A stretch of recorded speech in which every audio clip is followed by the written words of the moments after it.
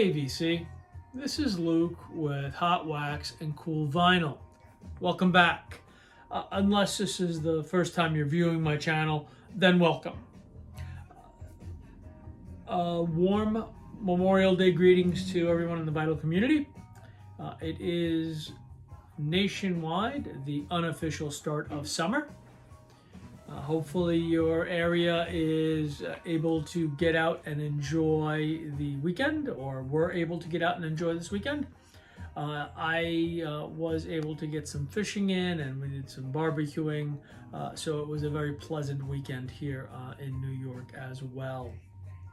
So this week's vinyl finds is what this video is about, and I was really psyched this week because I went to work, I guess Wednesday I was at work, and one of the guys came in and said, "Hey Luke, there's someone here to see you." And I went up front and asked this gentleman if I could help him.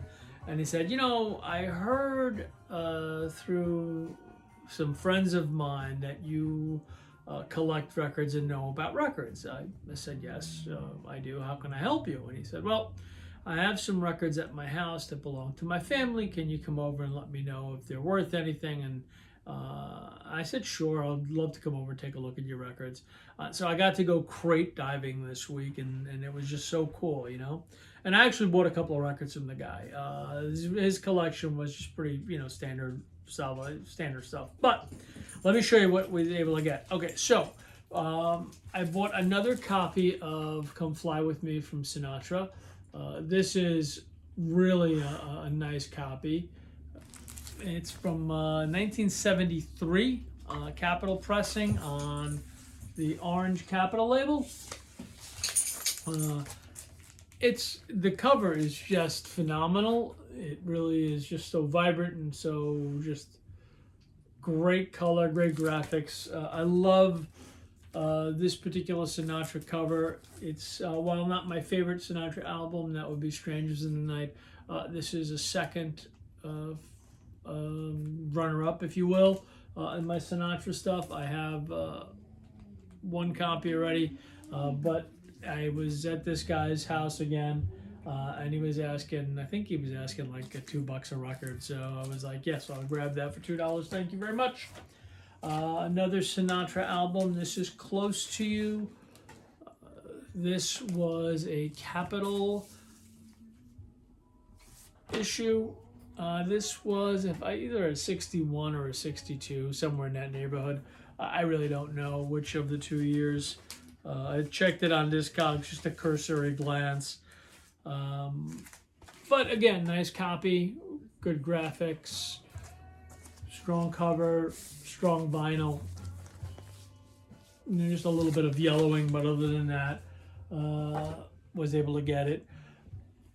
James Brown Hot Pants in the shrink. This is a recent reissue. It feels like it's a much heavier, feels like a 180 gram reissue from Polydor Records. I haven't had a chance to listen to it or even clean it yet, but it just happened to be in this collection. I don't know how James Brown got mixed in with some of that stuff, but he did, and so I grabbed that as well, along with No One Cares from Mr. Sinatra. Also a Capitol press.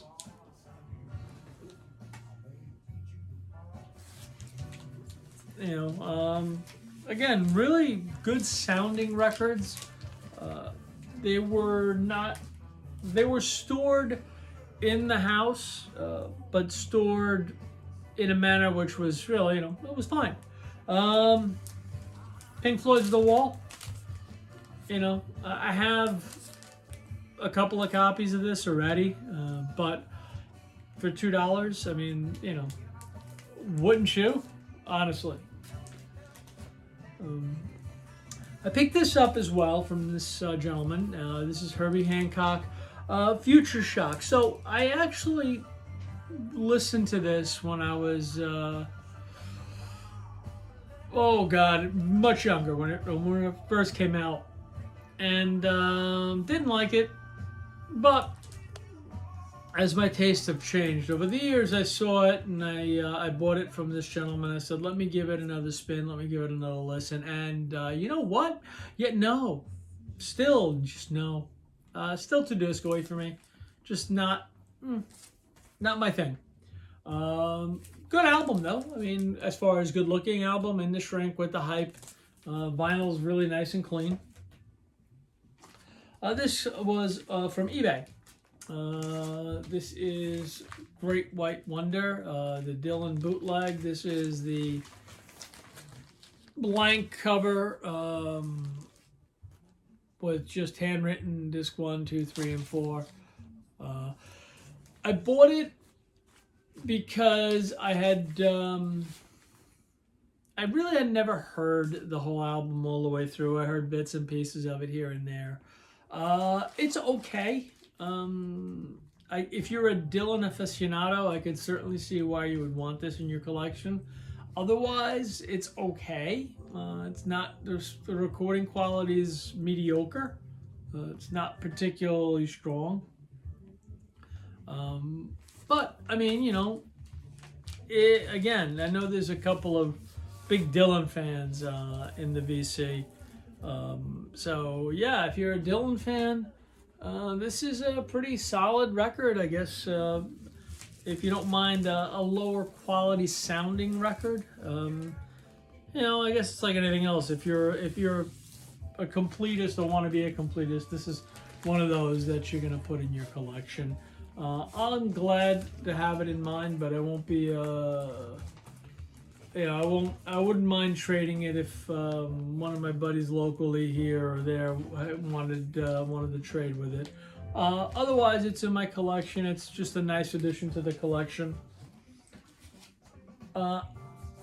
The Wonder, Great White Wonder, and the next two are all from eBay. Now, recently I've been on a bit of a Japanese pressing half-speed remastered buying kick on eBay. I don't want limiting my purchases to that, but it's just, you know, it's been one of those things where I've gotten into this this bit of a mindset or a bit of a bug that I want to get these particular half-speed remastered and Japanese pressings. I do think they sound terrific. I think they sound fantastic. I love the way they sound. And so I've been buying them. This one just came in this week. Now this is Kansas's Leftoverture. And I've been looking for a half-speed copy of this for quite some time. And I've been hesitant to buy it because my copy of Leftoverture is a very clean copy and it sounds good. So I really didn't want to overspend for this particular album. Now, if you're not even if you're a Kansas fan, let's just say if you grew up in the 70s, if you were a teenager or a youth in the 70s, you had this record. Everybody had this record. This was a great record. It was a crossover record. If you liked pop, you bought this record because this was being played on the radio. If you liked rock, you bought this record because it was on every rock station. Hell, if you liked disco, you bought this record because it was just melodic enough and ballady enough that it crossed over on all the charts. It just basically everyone owned this record. So, you know, and the artwork on this thing is just ridiculous. It's phenomenal. It's, you know, close to Bat Out of Hell, Boston level artwork for this album. There we go.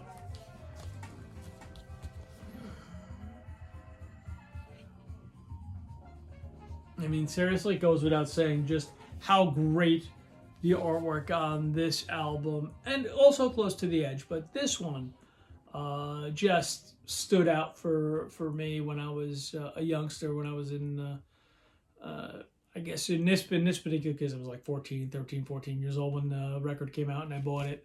You know, the artwork was, again, fell in love with the artwork, stared at it for hours on end, just phenomenal artwork, and a superb piece of musical writing from the band Kansas. So this came in this week, and I was able to acquire it at a reasonable rate, so I went out and bought it. Followed up with this purchase, which is the Monkees, the best of. This is really I think it's the only Monkees album I own.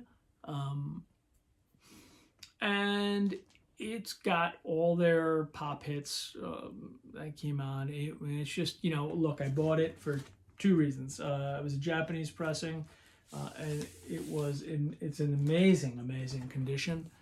Both cover and album are just superb.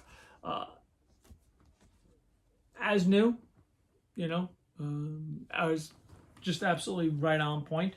And then also, the record is really on point as well. This is from Arista Records. And as you can tell, or perhaps you cannot, but you'll have to take my word for it, this thing is in superlative condition. And it also plays exquisitely well. So I purchased that as well this week. So that is this week's purchases. All of this week's purchases that came in. I have a few more, again, that are still out there waiting to arrive. Hopefully everyone is enjoying themselves and is able to have a great weekend, or was able to have a great weekend, and is going to have a really great week. Just very quickly, and I put it to the end because it's sad news, and I'm sure everyone's already heard, but in case for whatever reason you have not heard, Steve Carlson, vinyl community member, vinyl community friend, had his basement flooded in their home in Michigan.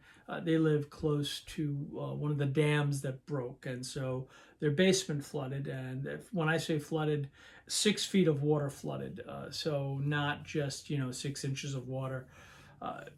Unfortunately, Steve lost his entire record collection, his entire baseball card collection, his entire book collection, which was all in his basement. He also, him and his wife and their cat, also lost. The heating system was damaged. The central air conditioning was damaged. I mean, imagine the 6 feet of water in your basement, and think of everything you have in your basement, and there you go. I mean, so it was a real rough go for Steve. We do have, I don't recall which one of the members set up a GoFundMe page for him. So if you wish to and can, please, by all means, go ahead and help out Steve that way. Otherwise, hey, just drop him a note. Go to his channel, leave him a comment, let him know that we're all thinking of him, and that he's got friends all around the world who are wishing him the best, pulling for him, saying prayers for him, and trying to pitch in and help the best way that we can for a vinyl community friend. So that's it for everyone. That's it for this week. Hopefully, again, leave me a comment. Let me know what you think of this week's purchases. Please subscribe if you like my channel. I will subscribe right back. And otherwise, have a great week, and I'll see everyone later. Cheers.